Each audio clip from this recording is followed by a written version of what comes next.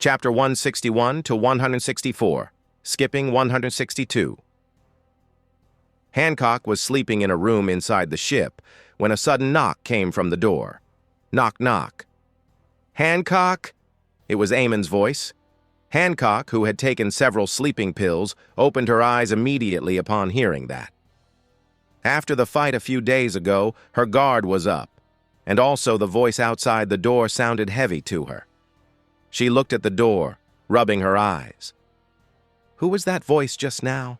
Amon's voice echoed inside the room once again after another knock came from the door. "Hancock, get up.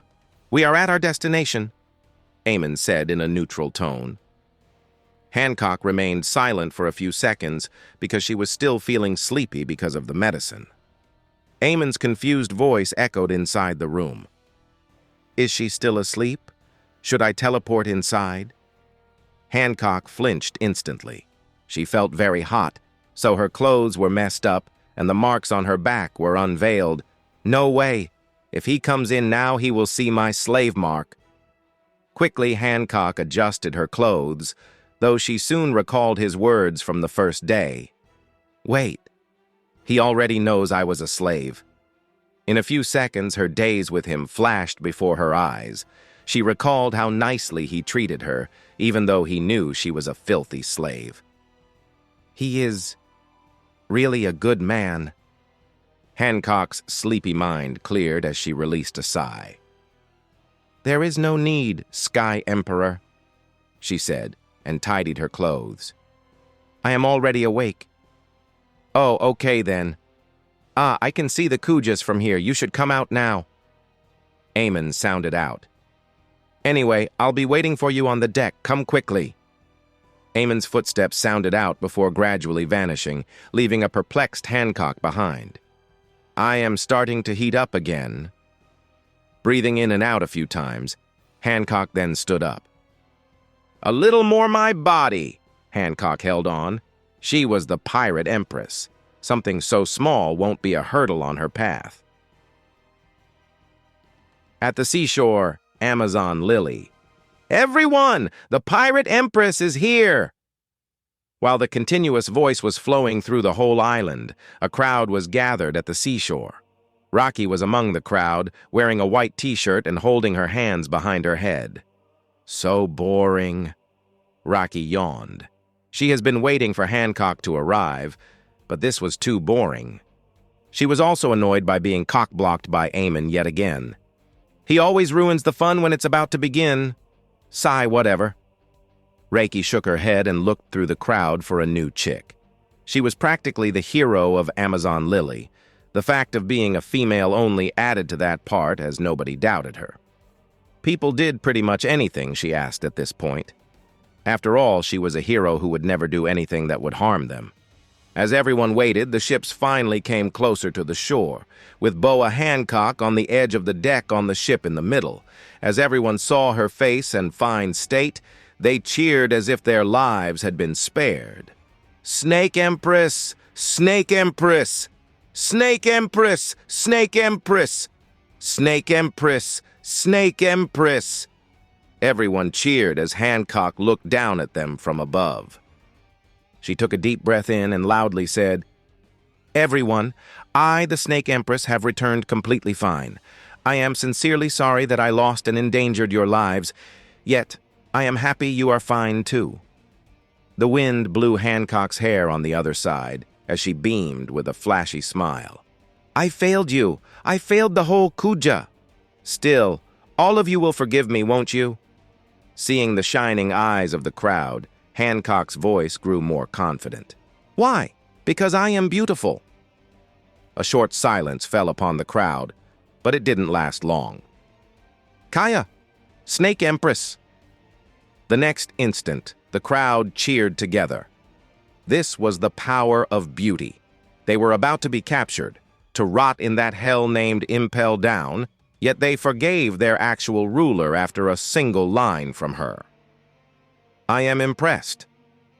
Amon was truly impressed and convinced that his decision to go after Boa Hancock wasn't wrong. "She is weak, very weak, but that's a fact only for now. With her beauty and devil fruit, She is bound to be a strong subordinate, considering she is also supposed to have all three types of haki. Currently, she is a powerful woman, but in the future, she will be the strongest woman. Currently, other than Yamato, Boa Hancock is most suitable to grow into the strongest woman of the world. Oh, also Rocky.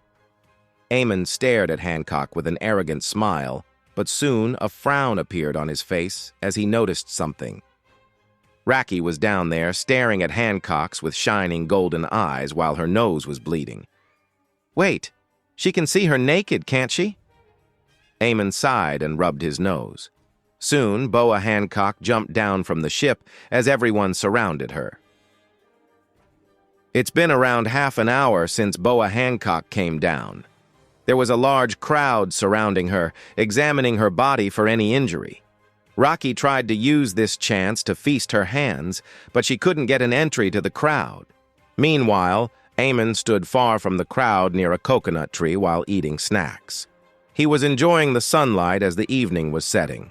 While eating, he noticed Rocky running towards him from afar and nudged him. She wrapped her arms around his neck and stared at him with puppy-like eyes. Hey, brother. Introduce me to her. Those whores aren't letting me go inside. No, Amon answered simply. She is mine. Stay away. Rocky looked more impatient hearing him as she forced her eyes to become teary. Come on! You get all the goods. Why not share some with me? Am I not your sister? Amon deadpanned, hearing her.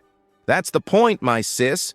You aren't supposed to be interested in girls. I know you aren't lesbian. Reiki flinched after hearing him as she coughed. Ahem. I am not lesbian, you know. It's just that the males around me don't deserve me, you see. The next second, she pressed her chest against him and smiled cheekily. Other than you, of course. Amon chuckled softly. Oh, really? Then, with an expressionless face, he just pushed her away. But if you really seek my attention so much, just say it. Say, brother, let's do it. See if I accept it or not. A few seconds later, a slight blush appeared on Rocky's face. She again wrapped her arms around his neck, but didn't answer him.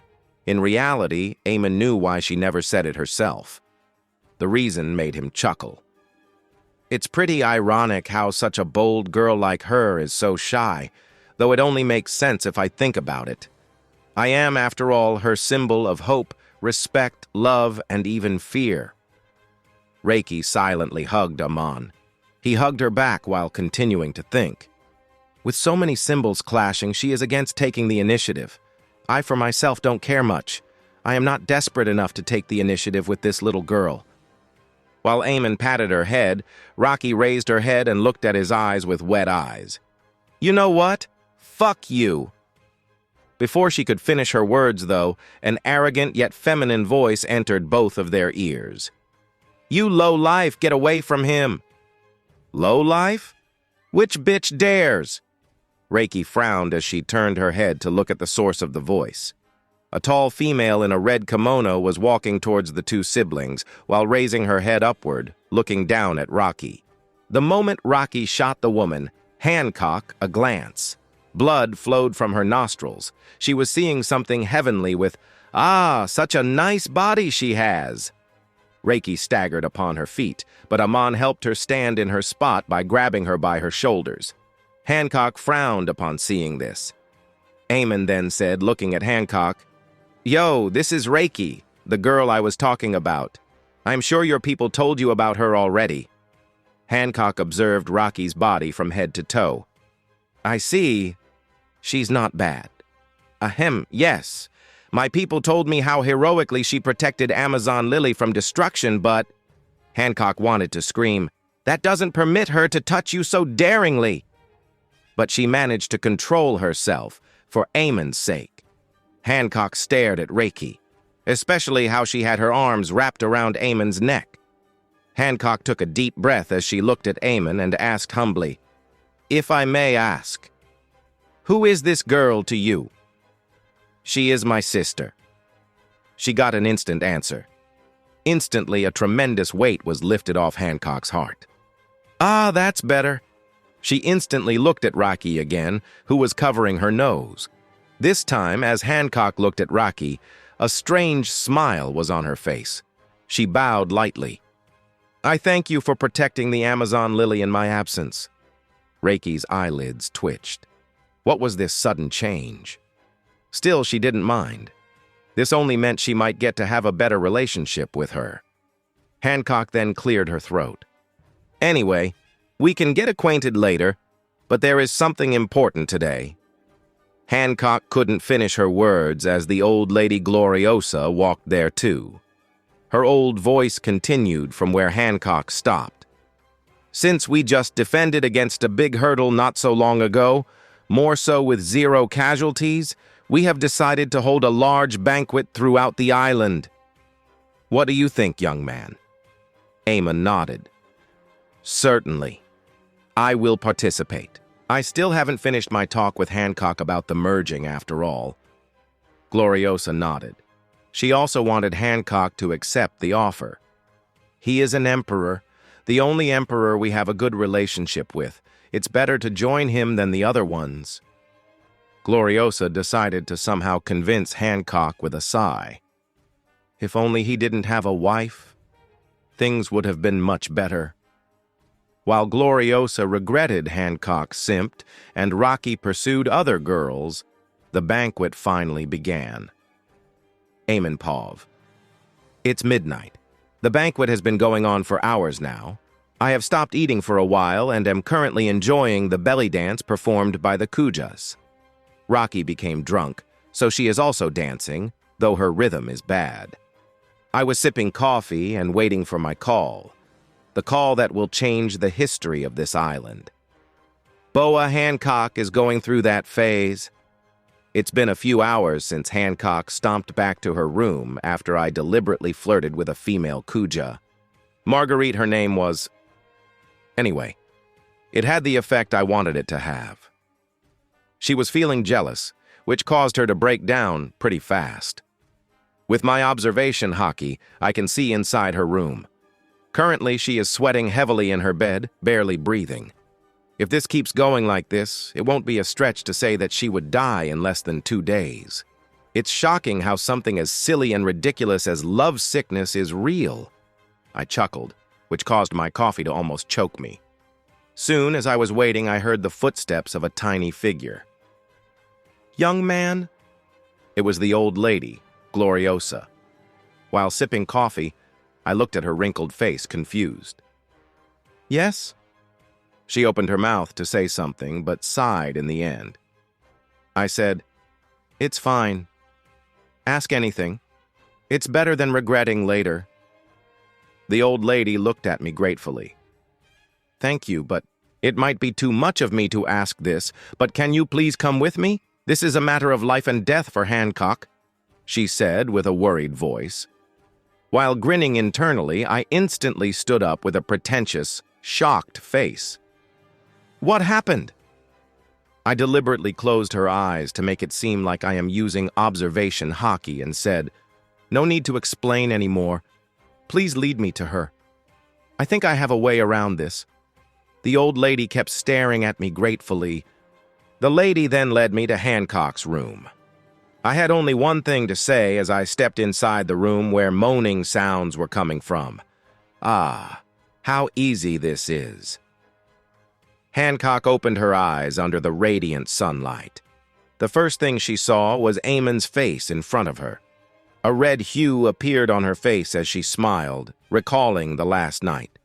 Hancock was laying on her left side, looking at Amon, who was on his back with his eyes closed. "He looks so handsome! Kaya!" Hancock instinctively went for a kiss on his cheek as Amon's eyes opened immediately just as her lips touched his skin. "Ah!" Yelping, Hancock drew back her face. You are awake?"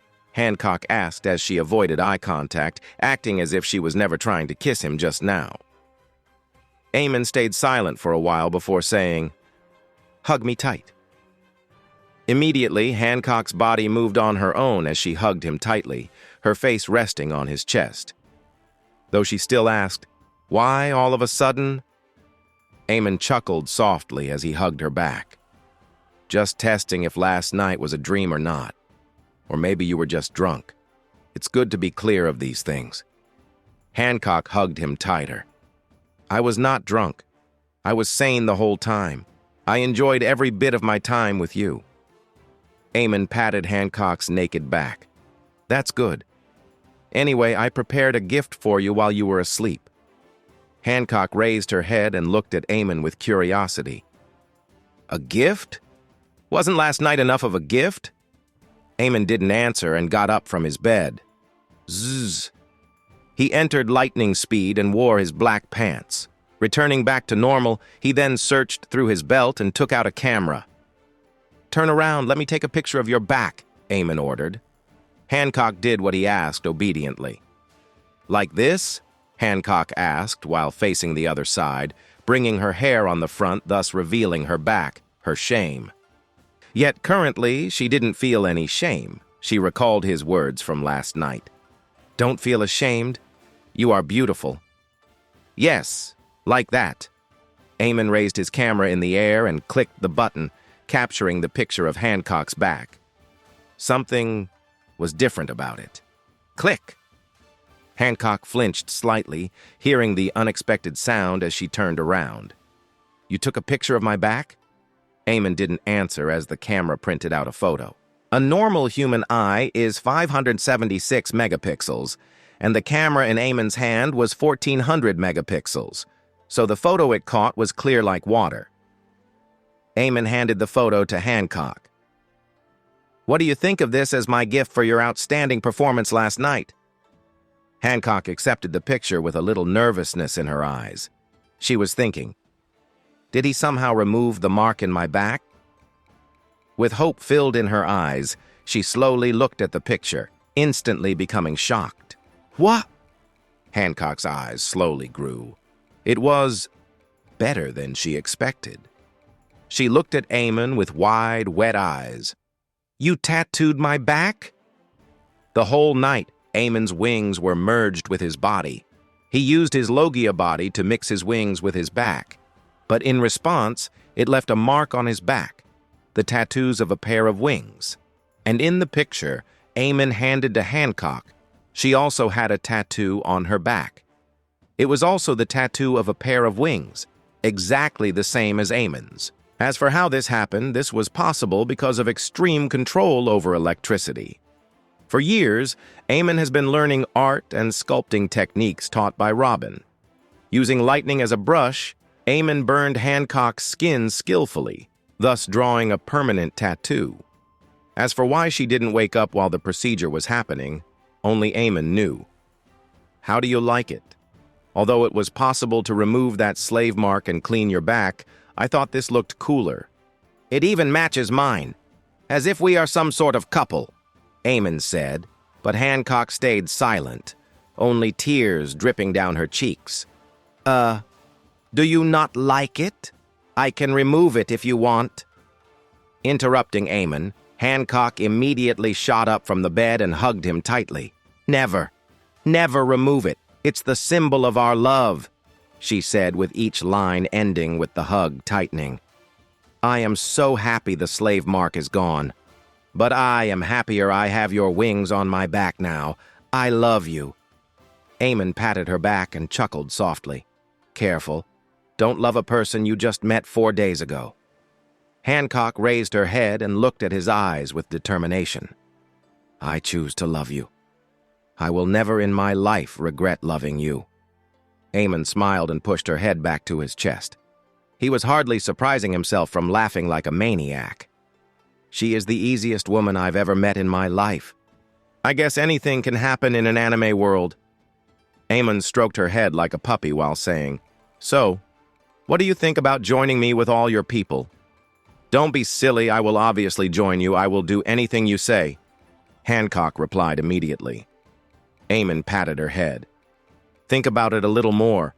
I am not in a hurry. Hancock, just because you love me doesn't mean I will force you into joining me. You have your freedom. Freedom? You are my pet now. Amon thought while his body trembled in excitement. Hancock raised her head and kissed Amon. After canceling this kiss, Hancock said, I am not deciding it all of a sudden. I decided the moment you saved me. I know the Marines will try to capture me again, so I need protection. So I selfishly chose to join you back then. But now, after so many things happened between us, I can't contain myself without having you by my side. Please, accept me, Amon." Amon nodded slowly. "Of course, that's why I came here." But Amon made a serious face, making Hancock nervous. "Don't you think we should take a bath?" "Ah, we are dirty after last night. It's better to take a bath," Amon replied to Hancock's yelp. Hancock looked confused. "Do we need to take baths after doing that? Sorry, I never knew. I was never allowed to bathe after the nobles tortured me. So I am sorry." Hancock looked down, but Amon just hugged her tightly. "It's not your fault. Don't forget, I am here. I will make those noble bastards pay for what they did to my lover." Hancock's body trembled as she smiled. "Lover? Ahem, anyway, let's take a bath first," Hancock suggested, looking at Amon with a sweet smile. Soon after, Hancock directed Amon to her bathhouse below the mansion where they started to bathe together. Meanwhile, yawn. Rocky got up with a yawn while rubbing her eyes. She looked around her. She was at the banquet hall, lying on the floor with many other Kujas. I slept here, huh?" She rubbed her eyes and looked around. "Brother is not here. Bastard didn't even wake me up." Gritting her teeth, Raki stood up amongst the bodies laying down and sleeping. She did some small stretch to relax her limbs as a terrible odor entered her eyes. Sniff. I stink real bad. I need to bathe. Stopping her breath, Raki recalled the bathhouse Akuja showed her 3 days ago, although she hasn't used it yet, since she was too busy with the girls to bathe. However, today her body was stinking too much to ignore. Reiki then walked closer to the bathhouse while yawning. While Amon was dipping up to his waist on the water, Hancock was on top of him with her arms locked around his neck. Hancock took the initiative for a kiss as Amon was just doing as she wished. After canceling the kiss, Amon rubbed her back. "Let's stop here, or the bathwater would get wasted." Hancock nodded with a red face. She pleaded, "Then, one last kiss?" Amon smiled as Hancock pushed her face closer. However, before the kiss even started, the door of the bathhouse cracked open. Creak. The next second, a familiar voice entered the bathhouse. It would have been much better if some girls were accompanying me." As the bored voice came to a stop, both Amon and Hancock looked in the direction of the voice. Instantly, Amon broke out laughing as the voice yelled, "What the hell? You again? Fuck this!" Seeing the person, Rocky, yell, Hancock instinctively covered her chest, but the next second, recalling Amon's words, "Don't be ashamed to show your naked body, because you are beautiful." She then proudly showed off her chest. Reiki's eyelids twitched, seeing this. "I am out. I quit. I am done. Fuck you." Amon kept laughing like a broken radio, while Raki stomped out of the room. Hancock innocently looked at Amon. "What happened?" Amon just stretched his limbs. "It's nothing. Ignore her." To begin with, it was her fault that she didn't notice their presence with her hockey. Hancock nodded obediently. "I understand." Soon, Amon and Hancock completed their bath as Hancock dressed in a new dress. She also decided it was time to declare the merging of Kuja pirates with Sky Emperor to the whole tribe. Of course, they will accept it. "Hey, you know why she called us?" Maybe it's because of the war a few days ago. In the middle of Amazon Lily, all the Kujas were gathered at one place. They were under the castle of Snake Empress, waiting for Boa Hancock, the person who summoned them, to come out. "Ah, she's here!" Soon, footsteps came from the top of the castle as everyone went silent. Soon, the face of the most beautiful woman in the world surfaced from the dark, rendering everyone under her admire her beauty. "Everyone," Hancock said lightly, still looking down on everyone, "I have something to declare." Everyone perked their ears to listen to what she had to say, as Hancock continued. "We are the Kuja tribe, the originator of Kuja pirates. Up until now, we have been safe by ourselves. Yet you are all aware of what happened just 5 days ago. It's clear. We now need protection from a greater power." Everyone looked at each other's faces, confused. She was right, yes, but what greater power was she talking about? Soon, as if to answer their questions at once, another figure walked on the rooftop of the castle. "Yo, everyone!" As the figure, Amon, waved his hands, everyone cheered. Wait! Could it be?" "Yes. I heard he is an emperor of the sea." "Ah, he is such a nice person. Being with him won't be bad." Immediately, people started to chatter as a smile bloomed on Hancock's face. "Everyone, calm down. It's nice seeing you happy, and you are right. It is him I was talking about." Hancock continued, "He is a great power, and he is a man I approve of to de-dominate me." She took a deep breath and declared, "So from now on, we, the Kuja tribe, will be a part of Shandora, and the Kuja pirates would be under the Einherjar pirates." Einherjar. In Norse mythology, the Einherjar are those who have died in battle and are brought to Valhalla by Valkyries. Amon named his pirate crew with such a unique name because, to him, everyone in the crew is a lamb waiting to die in battle for the greater good. The difference is just a matter of past and future. The name of Amon's crew wasn't declared to the outside world and is being used for the first time by a third party. However, it's only a matter of days for this to become a hot topic. Instantly, everyone cheered. "Yay! We are under an emperor now!" "Awesome!" While the Kujas cheered, Amon looked down at them with gleaming eyes. Oh, how fun this was, conquering one person and getting 10,000 more as a bonus. Amon suddenly felt a pat on his back, causing him to come out of his fantasy. "Einherjar? Seriously?" It was Rocky. She grinned. "Not bad. It sounds cool, even though I have no idea what it means." Of course, nobody in this world knew what it meant. Amon just chuckled softly and poked her forehead. "It's time for a speed run. We are a proper group of an emperor now." Reiki shook her head slowly while Boa Hancock's pet snake crawled closer to her. Meanwhile, the two Boa sisters were at a corner of the rooftop, horrified. That monster! What did he do to Big Sister last night? I only heard her cries, and now she is like a completely different person." In the Shandora, a familiar face wearing a mustache was sitting at a table inside a coffee shop while sipping coffee and reading a newspaper.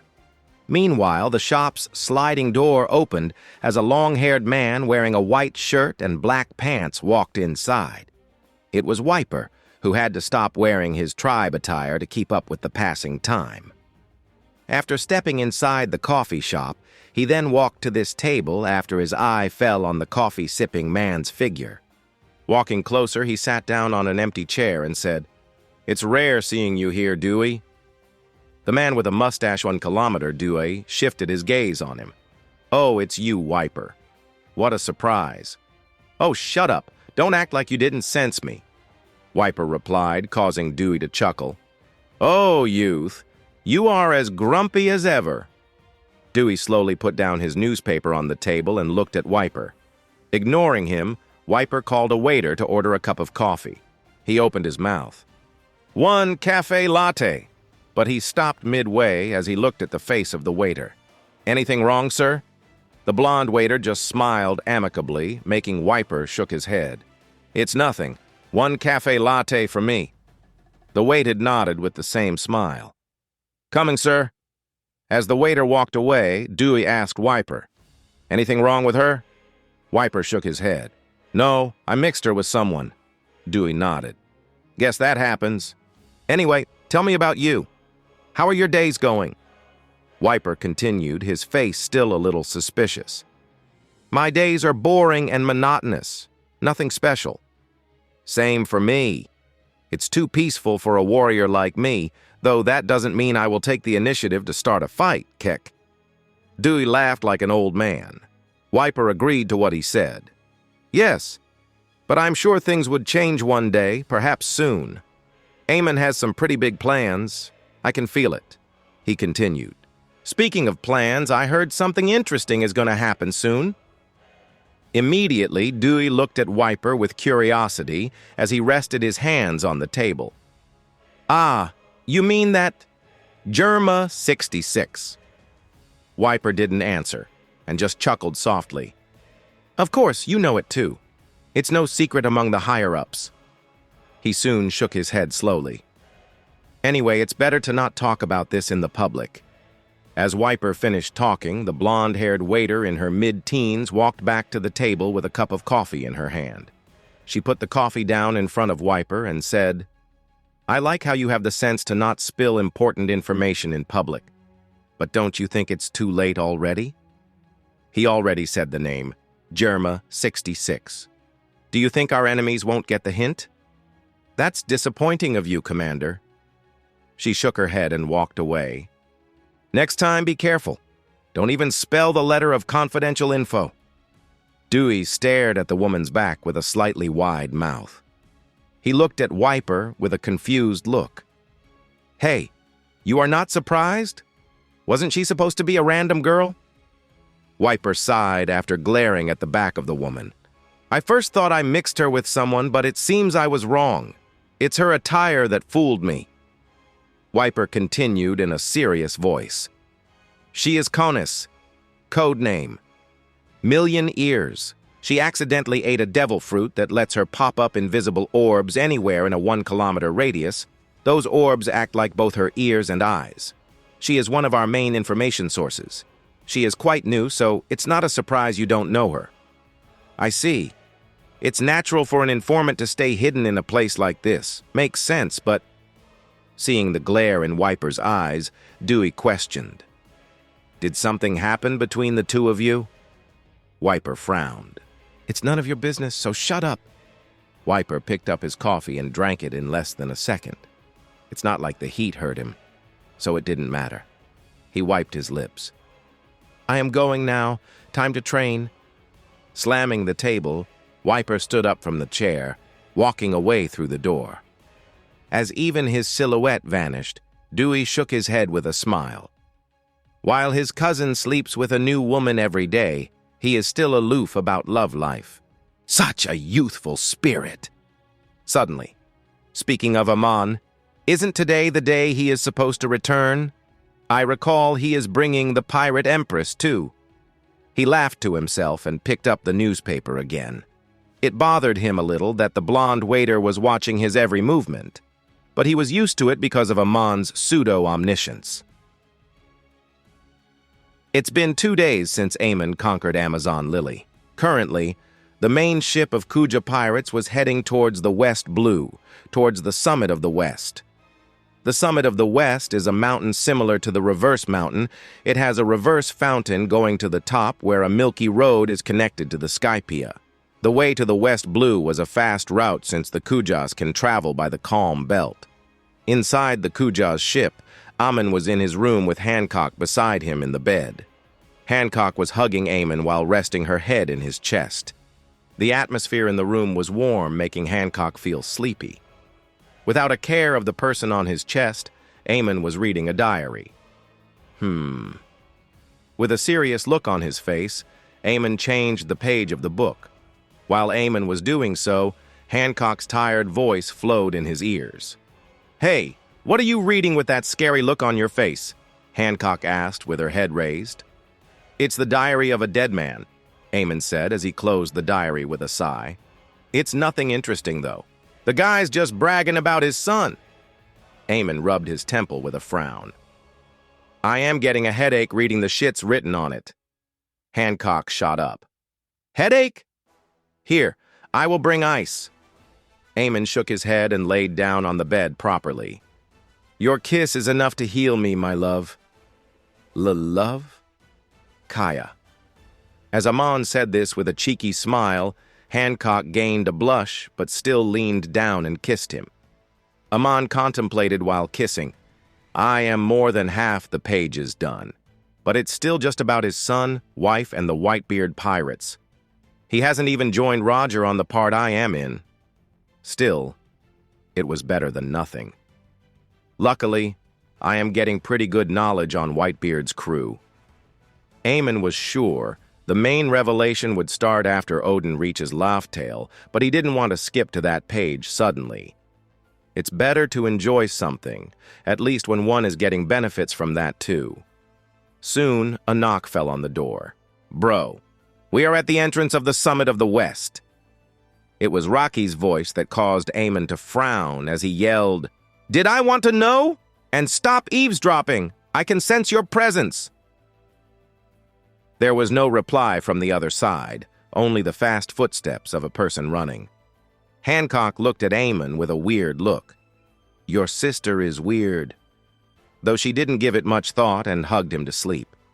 Amon also went to sleep since he was feeling a headache from Odin's constant bragging. Chew. After a few more hours, the ship had reached Skypiean. It had already passed Heaven's Gate, heading towards the city of gold, Shandora. From a tower even above the giant jack, a little girl looking no more than 10 was staring at the direction of the ship with bare eyes, sitting in a chair leisurely. Big brother is here, the little girl, Isa, thought. This time he brought a new voice. She has been manipulated too. Isa wasn't as smart as Karna, but she had great insight. 4 years ago, Isa told Rocky something. Don't trust him. He is not like what he shows. Of course, she couldn't exactly tell what he was on the inside, but she knew he wasn't the same guy from the outside, and most interestingly, Amon knew it all. About the fact that she can somewhat bypass his barrier, and also the fact that she told Rocky some bullshits. Yet, it's also true she is just a shackled bird. She won't get too smart because of her family. She thinks if she disobeys Amon, he might hurt Isa, Bob, or Karna. She didn't want her family to suffer. Of course, she didn't know Amon won't hurt Isa, but it didn't matter much. In the end, she was a child who could be manipulated even if she feared him. Isa pulled out a dial from her pocket and dialed a number. After ringing for a while, a gruff voice came across the other side. What do you want, Isa?